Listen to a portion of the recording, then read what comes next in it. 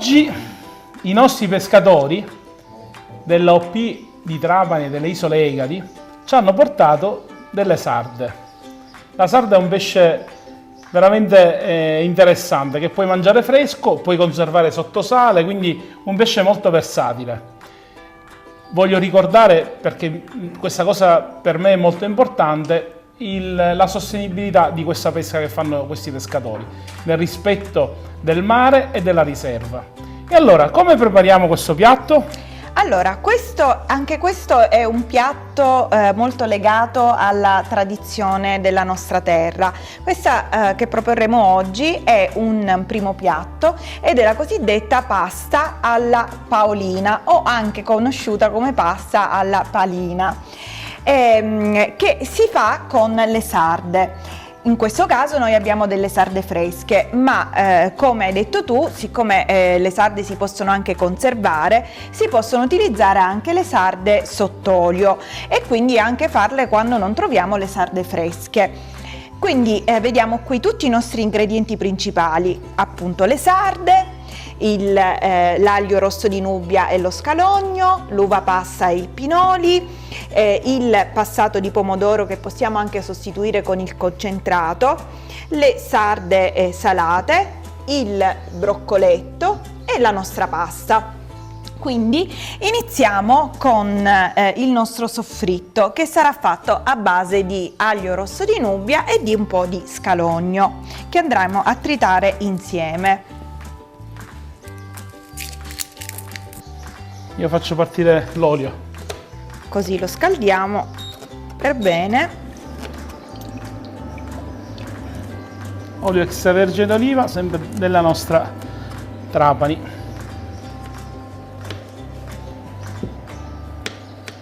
L'aglio e lo scalogno li andiamo a mettere nella padella per farli rosolare.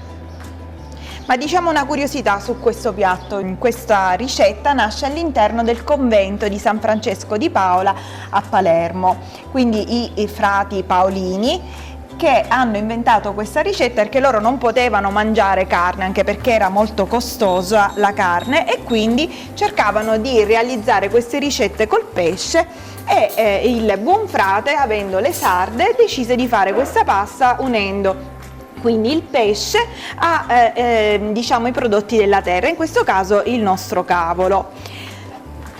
Il cavolo va fatto sbollentare un po' in acqua e sale, in modo che si accorci poi il tempo di cottura in padella con le nostre sarde, anche perché non dobbiamo farle cuocere eccessivamente, in modo da mantenerle tutte le loro proprietà.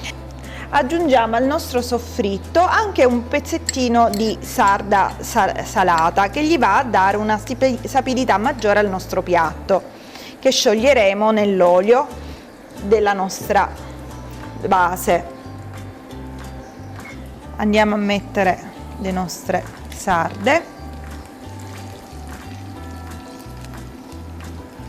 Una cercheremo di lasciarla intera, la facciamo rosolare. Dopodiché, una volta rosolata, la andremo a uscire dal sugo per poi utilizzarla come decorazione per il piatto.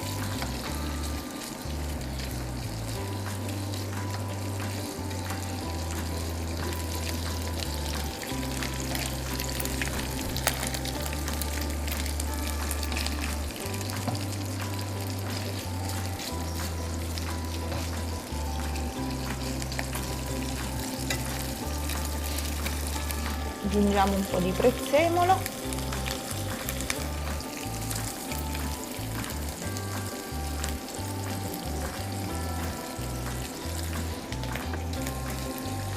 Aggiungiamo il nostro broccoletto.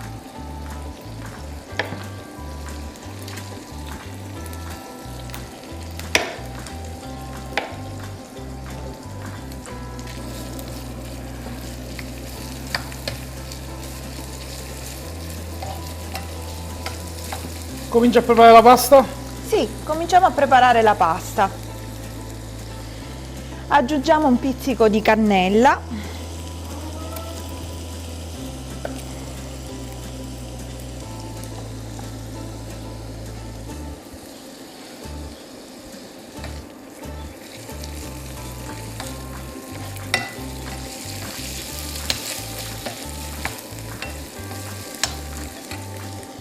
l'uva passa ai pinoli.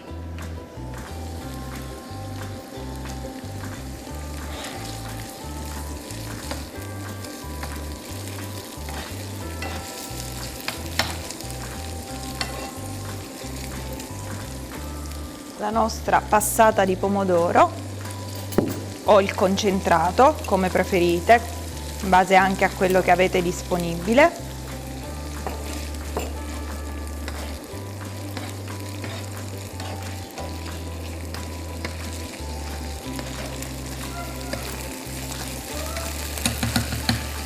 Un goccino d'acqua e lasciamo cuocere circa un quarto d'ora.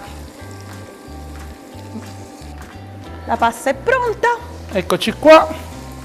Adesso aggiungiamo un pizzico di pepe e un pizzico di sale.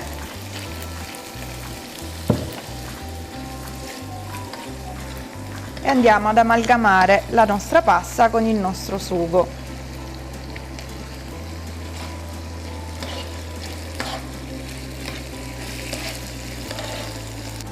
Allora andiamo a impiattare.